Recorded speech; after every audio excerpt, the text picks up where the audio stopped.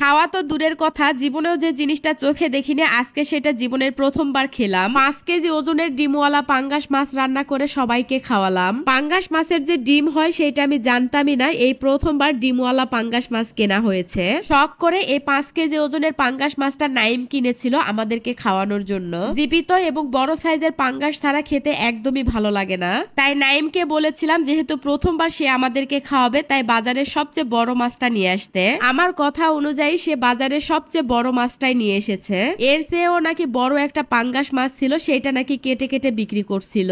বাজার থেকে মাছটা জীবিতই কেনা হয়েছিল, কিন্তু বাসায় আসতে আসতে মাছটার জীবিত ছিল না। তারের মাজনি দিয়ে মাছটা ভালোভাবে পরিষ্কার করে কেটে নিলাম, আর কেটে দেখি মাছের ভিতরে অনেকগুলো ডিম আছে। দেখেন মাছের পেট ভর্তি কতগুলো ডিম। পাঙ্গাস মাছের যে ডিম হয় সেটা আমি জানতামই না, কারণ এত এত পাঙ্গাস মাছ কেনা হয় আর বড় বড় পাঙ্গাস মাছও কেনা হয়, কোনোদিন ডিম দেখিনি। প্রায় হাফ কেজির মতো